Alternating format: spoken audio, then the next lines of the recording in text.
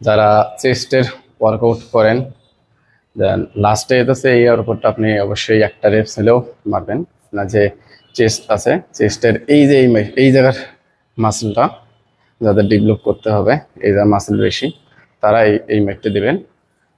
ফার্স্টে হচ্ছে ব্রেঞ্চের মধ্যে নেব।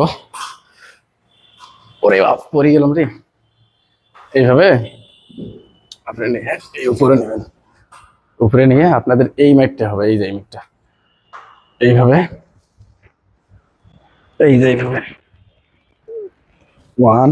অবশ্যই ম্যাটটা এই বুক বরাবর আসবে, বুকের নিচে আসবে না, এই এতটুকু শেষ।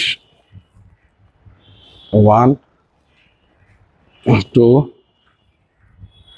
3 4 5 6 7 8 9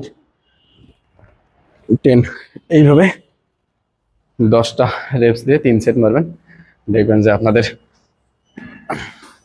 আস্তে আস্তে ডেভেলপ হবে। ধন্যবাদ।